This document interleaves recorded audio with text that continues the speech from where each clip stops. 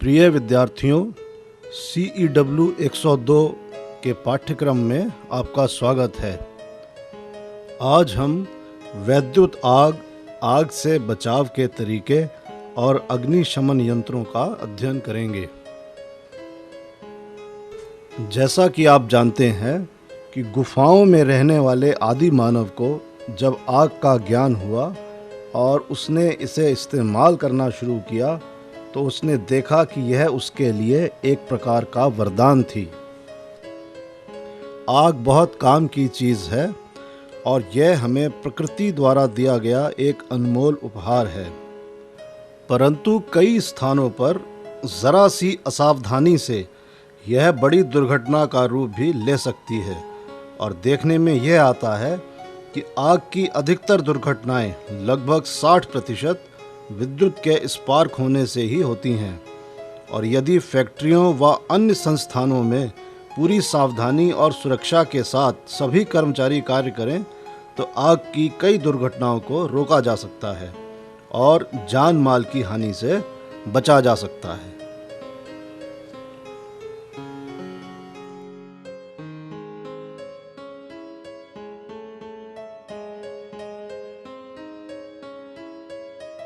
आग अर्थात ऊष्मा पैदा करने के लिए कहीं कहीं हमें महंगे ईंधन जलाने पड़ते हैं। किसी जगह पर सुरक्षा संबंधी जानकारी के अभाव में ना चाहते हुए भी आग लग जाती है और मानव के जीवन और संपत्ति की हानि का कारण भी बनती है। इसलिए हमें आग से लड़ने के तरीकों के लिए सुरक्षा संबंधी जानकारियों का ज्ञान होना अत्यंत आवश्यक है। तो आइए आज हम जानेंगे कि आग क्या है, उद्योगों में आग लगने के सामान्य कारण क्या हैं, उद्योगों में आग लगने से बचाव की विभिन्न प्रकार की विधियां कौन-कौन सी हैं, विभिन्न प्रकार की अग्निशमन विधियों का प्रयोग किस प्रकार किया जाता है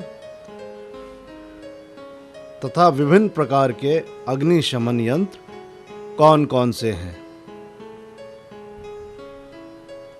तो आइए सर्वप्रथम देखें कि आग लगने का सिद्धांत अर्थात प्रिंसिपल ऑफ फायर क्या है।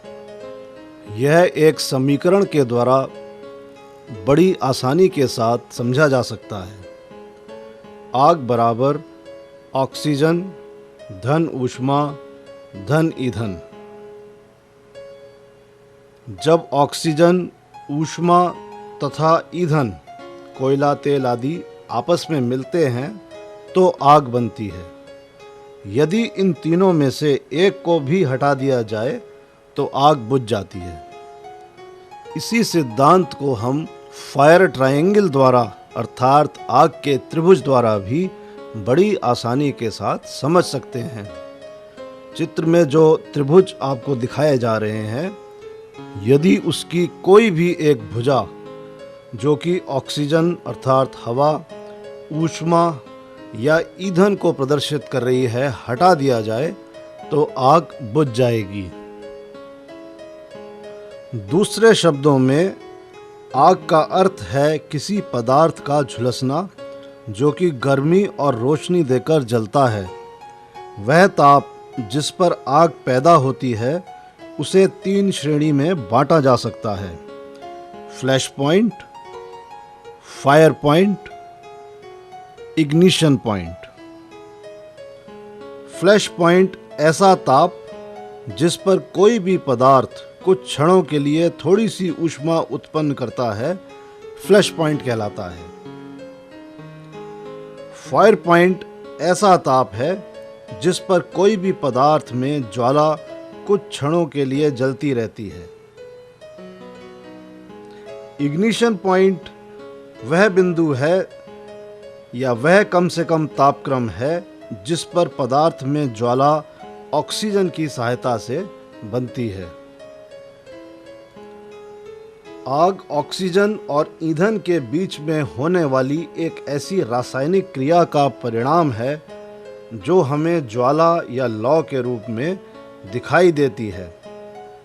आग पैदा होने वाले किसी भी क्रिया में दो पदार्थों के संयोग से एक या एक से अधिक नए पदार्थ बनते हैं।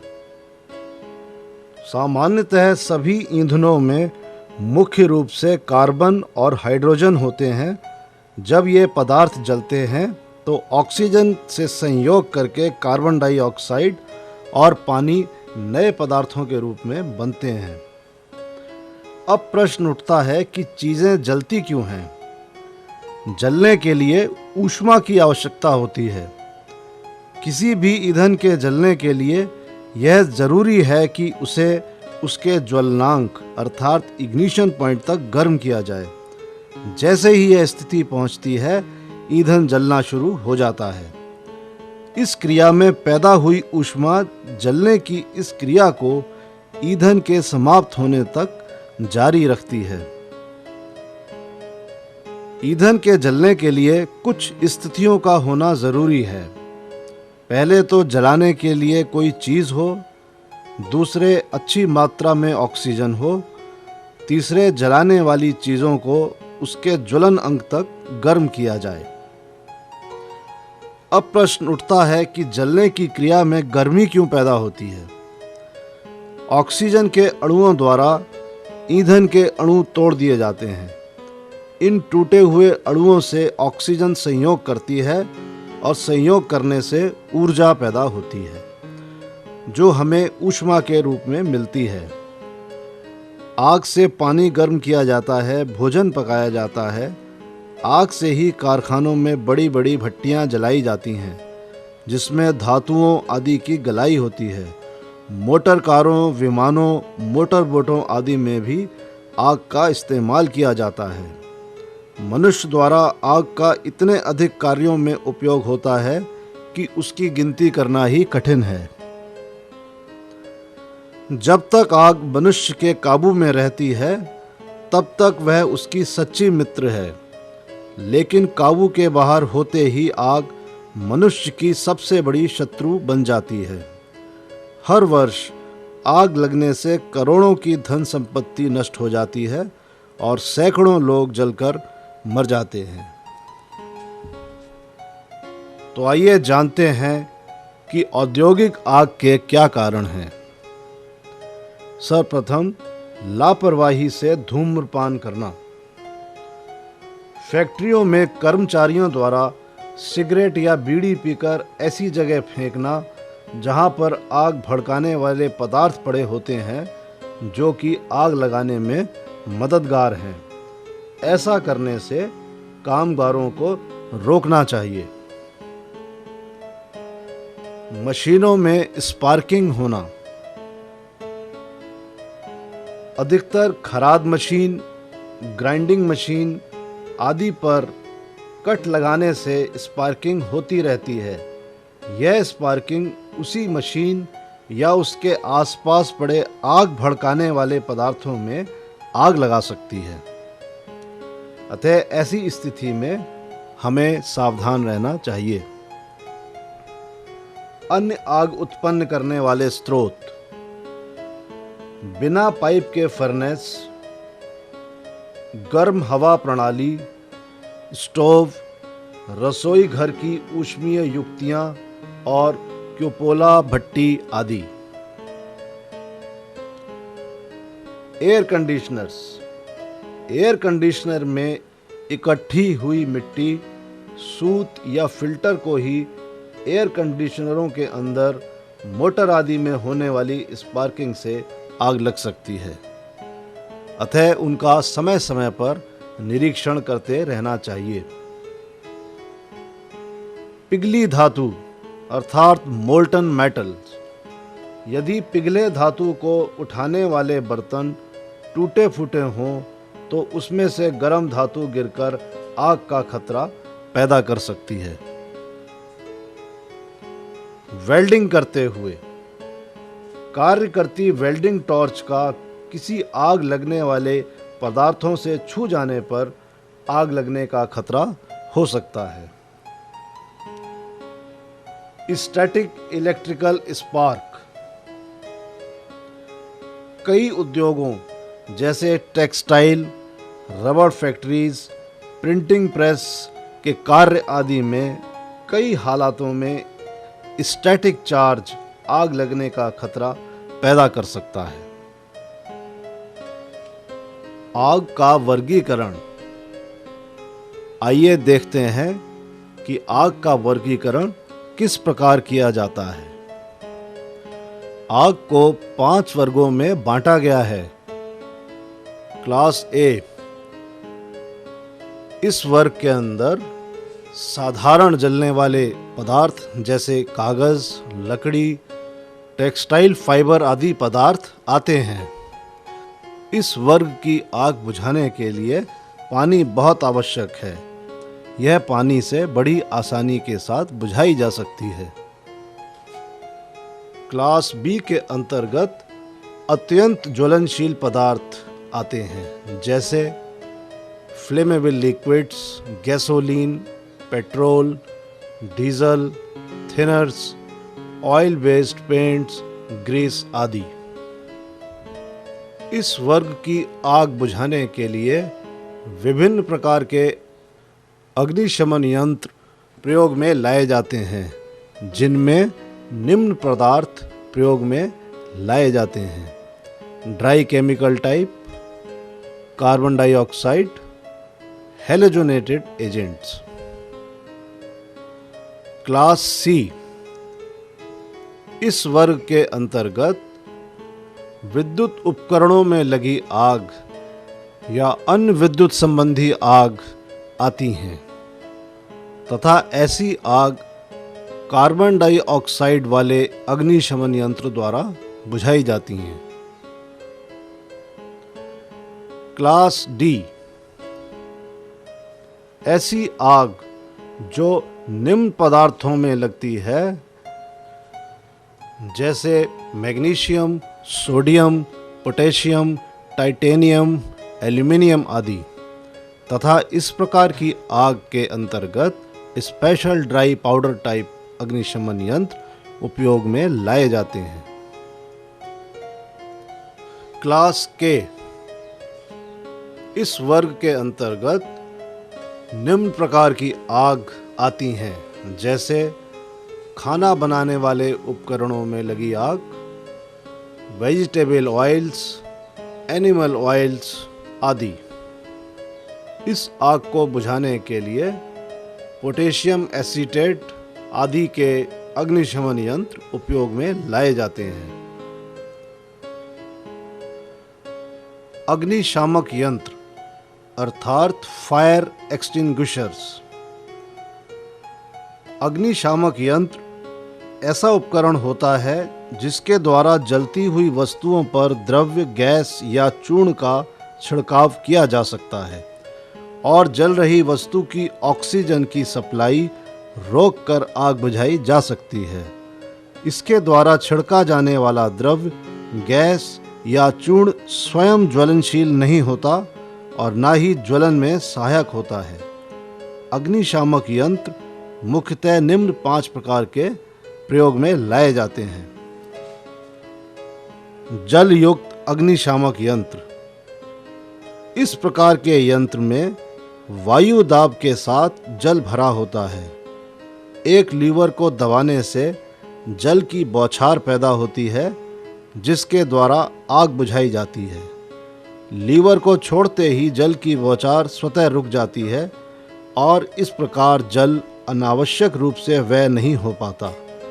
इस यंत्र का उपयोग वर्ग ए की आग बुझाने के लिए किया जाता है। झाग पैदा करने वाला अग्निशामक यंत्र। इस प्रकार का यंत्र जल की बौछार के साथ साथ झाग पैदा करता है। झाग बनाने के लिए खनिज तेल, साबुन आदि पदार्थ वायु दाब के साथ जल में मिश्रित कर भरे जाते हैं। यंत्र का लीवर दबाने पर जल मिश्रित झाग पैदा हो जाते हैं, जो जलती हुई वस्तु की ऑक्सीजन काटकर आग बुझा देते हैं। इसका उपयोग क्लास बी की आग बुझाने के लिए किया जाता है। शुष्क पाउडर वाला अग्निशामक यंत्र। इस प्रकार के यंत्र में जल के स्थान पर वायु दाब के साथ चूर्ण भरा होता है। यह चूर्ण ज्वलनशील नहीं होता, ना ही ज्वलन में सहायक होता है। यंत्र का लीवर दबाने में चूर्ण जलती हुई वस्तु की ऑक्सीजन सप्लाई रोककर आग बुझा देता है। इसका उपयोग क्लास सी की आग बुझाने के लिए किया जाता है। कार्बन डाइऑक्साइड वाला अग्निशामक यंत्र। इस प्रकार के यंत्र में सोडियम बाइकार्बोनेट घोल भरा होता है और एक कांच की बोतल में गंधक का तनु अम्ल अर्थात सल्फ्यूरिक एसिड भरा होता है। बोतल के ऊपर एक धात्विक बोल्ट इस प्रकार लगाया जाता है कि यंत्र को उल्टा करके फर्श पर पटकने से कांच की बोतल टूट जाती है। अम्ल सोडियम बाइकार्बोनेट के संपर्क में आ जाता है तथा दोनों पदार्थों में रासायनिक क्रिया के फलस्वरूप तीव्रता के साथ कार्बन डाइऑक्साइड पैदा होती है। कार्बन डाइऑक्साइड ज्वलन में सहायक नहीं होती और जलने वाली वस्तुओं की ऑक्सीजन सप्लाई काटकर आग बुझा देती है। इसका उपयोग क्लास डी अर्थात विद्युत तारों, उपकरणों आदि में लगी आग को बुझाने के लिए किया जाता है। कार्बन टेट्राक्लोराइड वाला अग्निशामक यंत्र। इस प्रकार के यंत्र में कार्बन टेट्राक्लोराइड अर्थात ब्रोमोक्लोरो डिफ्लोरोमीथेन नामक द्रव्य वायु दाब के साथ भरा हुआ होता है। यंत्र का लीवर दबाने पर वायु मिश्रित द्रव्य का छिड़काव प्रारंभ हो जाता है। इस यंत्र का उपयोग सामान्यतः सभी प्रकार की आग बुझाने के लिए किया जा सकता है। यह द्रव्य जलती हुई वस्तु को ढक लेता है और उसकी ऑक्सीजन की सप्लाई काटकर तुरंत ही आग बुझा देता है। लेकिन याद रखिए, अग्निशमन यंत्र आग का प्राथमिक उपचार है अर्थात फर्स्ट एड है। इससे कभी भी बड़ी फैली आग को काबू नहीं किया जा सकता है। अग्निशमन यंत्र सिर्फ छोटी शुरुआती आग को ही बुझा सकता है। यह केवल थोड़े समय के लिए ही कार्य करता है, लगभग 10 से 30 सेकंड तक। दूरी के परिप्रेक्ष्य में यह केवल 5 से 10 फुट तक ही कार्य कर सकता है। आइए अब हम सावधानियों तथा बचाव के बारे में अध्ययन करेंगे। सर्वप्रथम विद्युत संस्थापन से संबंधित सावधानियों का अध्ययन करेंगे। वो कार्य जो सदैव करने चाहिए। अच्छी गुणवत्ता के बिजली के उपसाधनों को उपयोग में लाना चाहिए, जैसे फ्यूज, एमसीबी व परिपथ वियोजक आदि। इन उपकरणों में आईएसआई मार्क भी बना होता है। एक सॉकेट में एक उपकरण लगाना चाहिए। आग लगने की स्थिति में आग वाले क्षेत्र की विद्युत बंद कर देनी चाहिए। फ्यूज व स्विच लोहे के बोर्ड पर ही स्थापित किए जाने चाहिए, जो लकड़ी के बोर्ड से अधिक सुरक्षित रहते हैं। टूटे हुए प्लग या सॉकेट को तुरंत बदलना चाहिए। उपकरणों का इस्तेमाल हो जाने के बाद उसका प्लग सॉकेट से निकाल देना चाहिए। वायरिंग में कहीं भी नंगे तार व जोड़ नहीं होने चाहिए। तारों को कभी भी दरी, कालीन आदि के नीचे से नहीं बिछाना चाहिए, जिससे तारों का कुचालक हटने पर दुर्घटना हो सकती है। उपकरणों की तार को कभी भी झूलने नहीं देना चाहिए। सभी ज्वाइंट ठीक प्रकार से सोल्डर करके टेप किए हुए होने चाहिए। तारों पर ओवरलोड नहीं होने देना चाहिए तथा लूज कनेक्शन भी कभी नहीं होने चाहिए। विद्युत संस्थापन का समयबद्ध परीक्षण होना चाहिए। कार्य जो नहीं करने चाहिए। कभी भी खराब गुणवत्ता के उपकरण नहीं इस्तेमाल करने चाहिए। वायरिंग में नंगे तार व जोड़ नहीं होने चाहिए। सॉकेट में से प्लग को तार द्वारा खींचकर नहीं निकालना चाहिए। आइए अब देखते हैं घरों की आग से संबंधित सावधानियां तथा वो कार्य जो सदैव करने चाहिए। सर्वप्रथम अपने घरों को सदैव स्वच्छ रखें। माचिस, लाइटर आदि वस्तुओं को बच्चों की पहुंच से दूर रखें। कागज, कपड़े व अन्य ज्वलनशील पदार्थ हीटर, स्टोव व चूल्हे से दूर रखें। बाहर निकलने का रास्ता हमेशा साफ रखें, अर्थात रास्ते में कोई रुकावट नहीं होनी चाहिए। बिजली के एक सॉकेट में केवल एक उपकरण ही लगाना चाहिए। एलपीजी चूल्हा हमेशा सिलेंडर से ऊंचा रखना चाहिए तथा कभी भी फर्श पर नहीं रखना चाहिए।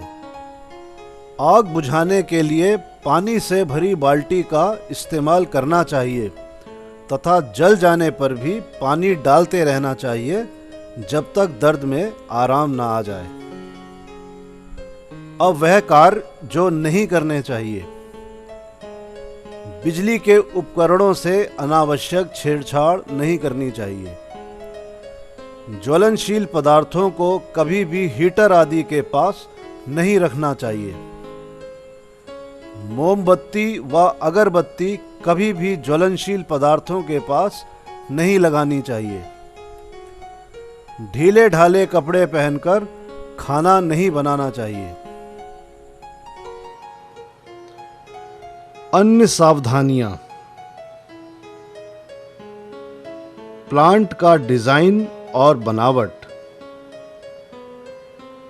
किसी भी औद्योगिक प्लांट आदि को बनाने से पहले ही आग लगने के संभावित खतरों को ध्यान में रखकर तथा बुझाने वाले यंत्रों का ठीक स्थान सोचकर ही नक्शा बनाना चाहिए।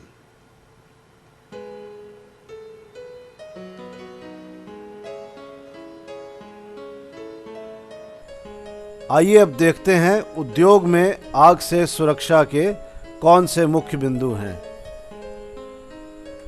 ज्वलनशील पदार्थों का भंडारण सुरक्षा के साथ करना चाहिए।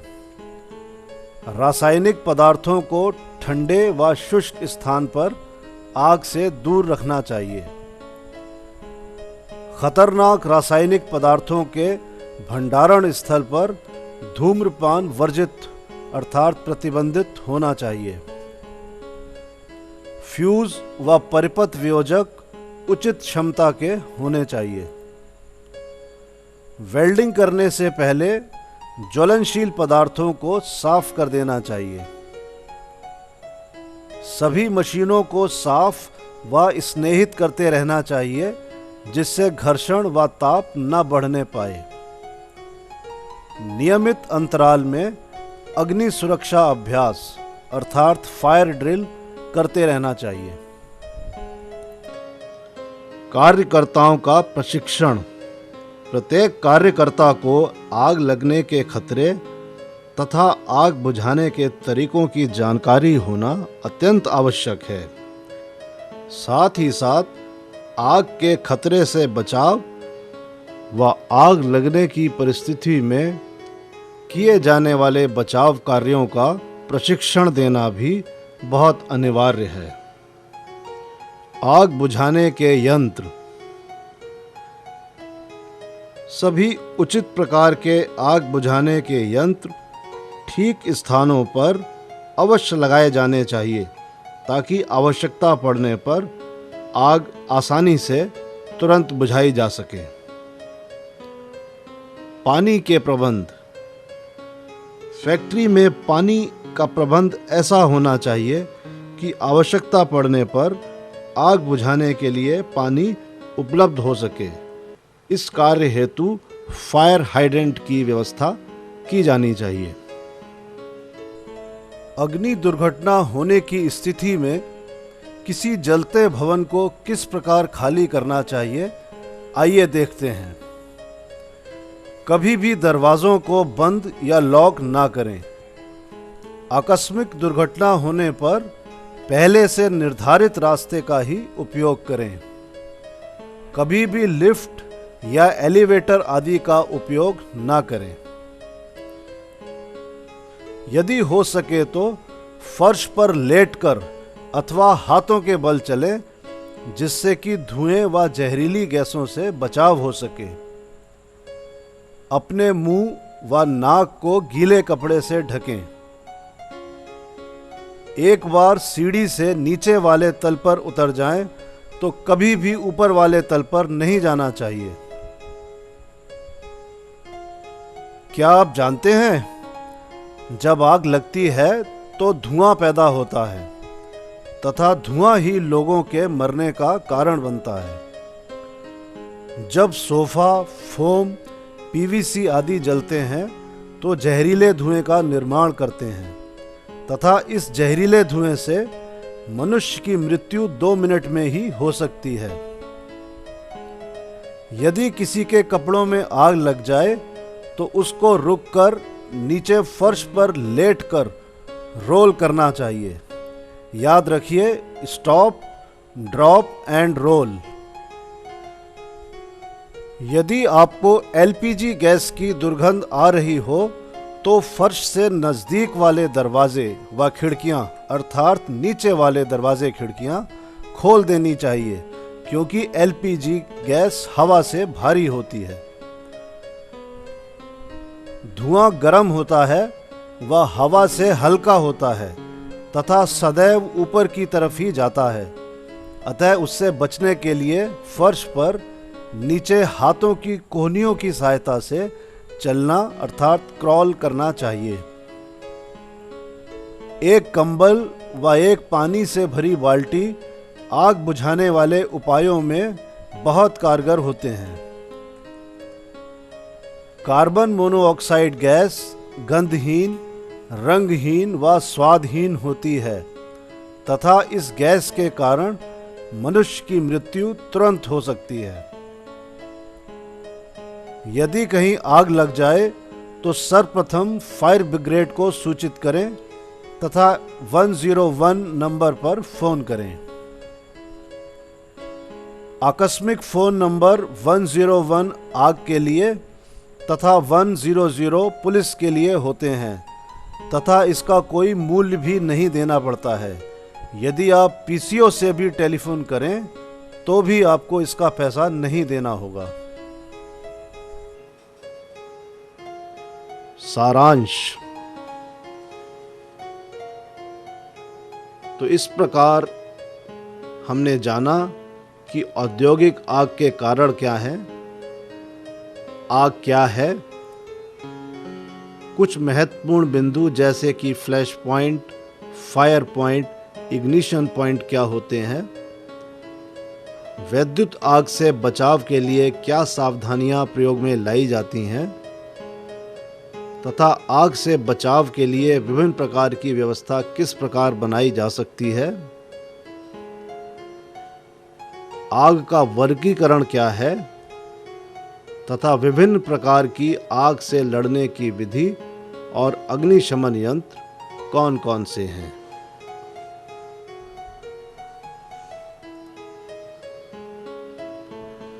कक्षा कार्य।